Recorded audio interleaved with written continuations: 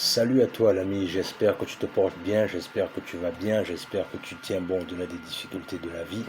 Alors aujourd'hui en fait je vais partager un constat que j'ai fait dans notre communauté en fait, que je trouve que malheureusement beaucoup de personnes tombent dans ce piège-là et je trouve juste que ça n'a aucun sens. Alors le truc c'est que la plupart du temps, quand on fait des business dans notre communauté ou encore quand on fait des partenariats dans notre communauté, la plupart du temps, ce qu'on fait, c'est qu'on fait toujours des arrangements verbaux, en fait. C'est-à-dire, on part du principe que, en fait, on part du principe clairement du fait que, ok, je vais monter un business avec toi, mais je ne me suis pas entendu sur un contrat que j'ai signé, en fait. Et c'est comme ça qu'on voit souvent beaucoup de personnes rentrer dans des situations là où ces personnes-là vont se faire avoir malheureusement parce que il n'y a pas un document qui a été signé à la base lors du fait qu'ils ont... Il n'y a pas un engagement en fait qui a été pris lorsqu'ils ont signé leur contrat en fait. Et là, récemment, là, j'ai vu ça la dernière fois dans une série qui passait, notamment la série, par exemple, je prends un exemple, la série Ma Famille. C'est-à-dire, le truc, c'est que quand j'ai écouté un peu ce qui s'est passé dans la série Ma Famille, c'est-à-dire que c'était une série qui a fait la fierté de l'Afrique, en fait. Mais le problème, c'est que la majorité des acteurs dans la série n'avaient pas de contrat. Et ça, en fait, c'est une logique qui habite beaucoup d'Africains quand ils se lancent en affaires. C'est-à-dire, beaucoup d'Africains font du business avec le sentimentalisme. C'est-à-dire qu'ils partent du principe que non, je vais venir faire le business avec toi, je vais venir me lancer avec toi, mais c'est pas grave, on n'est pas obligé de signer un document, on peut juste faire une entente verbale, et puis c'est bon, quoi. Mais le constat fait également, c'est que ces personnes-là, quand le business ou encore le projet commence à marcher et que le propriétaire du projet commence à gagner de l'argent, c'est là où comme chacun commence à regretter le fait que non, mais finalement, j'aurais dû signer un document pour attester le fait que non, on s'est entendu sur un business, on s'est entendu sur comment est-ce qu'on devait monter quelque chose, mais maintenant que le projet commence à donner de l'argent, moi aussi je veux ma part. Mais c'est là où l'erreur commence en fait. Le truc c'est que il faut que nous-mêmes, les Africains, on apprenne à faire des deals qui nous arrangent.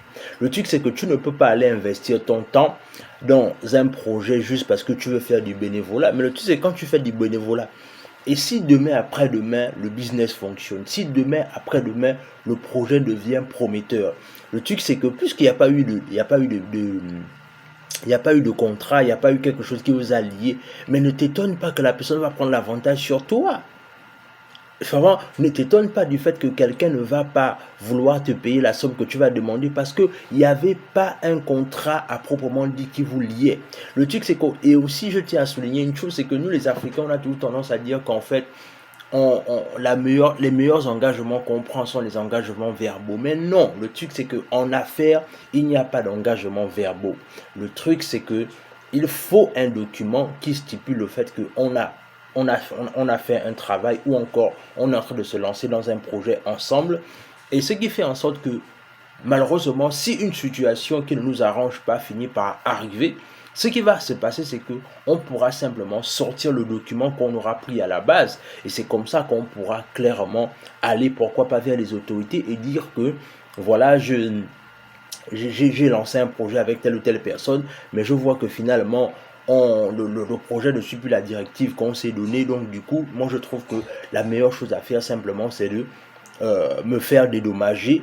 Et c'est comme ça que les gens vont se faire dédommager. Et c'est comme ça que les gens vont plus gagner quand ils lancent des projets avec des gens. Le truc, c'est que la plupart du temps, ce qui se passe souvent, c'est que les gens négligent un projet, mais avec le temps, ils se surprennent du fait que le projet finit par aboutir. Et pour finir, je vais prendre un deuxième exemple. Est-ce que vous vous rendez compte que, par exemple, la dame qui a chanté avec le monsieur Jérusalem, alors, ce truc, c'est que c'était pratiquement la même chose. C'est-à-dire que, je ne sais pas, vous connaissez le morceau, le grand morceau Jérusalem que tout le monde écoute sur YouTube là.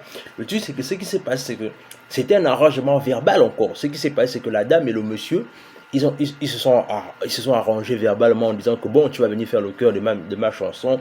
Le gars a fait le beat et tout ce qui va avec. Mais le truc, c'est que malheureusement, ce qui s'est passé, c'est que la dame n'a reçu aucun sou des revenus de ce morceau qui a fait danser pratiquement toute la planète.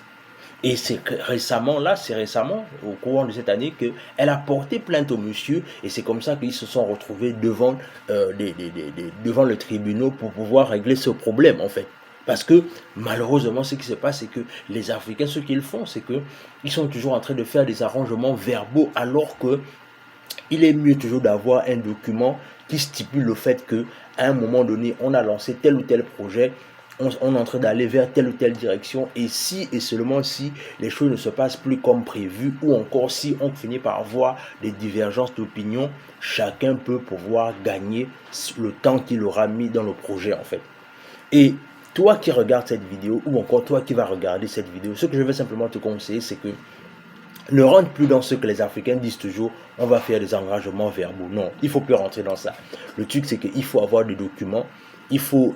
Et parce que la raison pour laquelle je te parle aussi de ça, c'est parce que moi aussi, quelque part, je suis rentré dans ça. Mais le truc, c'est que il faut comprendre dès maintenant que la meilleure façon pour toi de te protéger et de te protéger ceux avec qui tu fais le business, c'est que il faut des documents qui stipulent votre business, qui stipulent votre engagement, parce que ça va faire en sorte que vous allez éviter de rentrer dans des guéguerres inutiles que vous aurez pu éviter, en fait.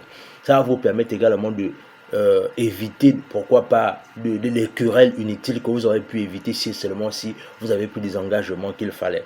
Donc, dis-moi ce que tu en penses en commentaire. Est-ce que tu penses clairement que l'engagement verbal ou l'engagement d'un contrat est mieux? Je veux te voir en commentaire, je veux un peu que tu me dises ce que tu penses. Abonne-toi à la chaîne, partage la vidéo autour de toi, laisse un like, laisse un commentaire, et sur ce, on se dit à la prochaine.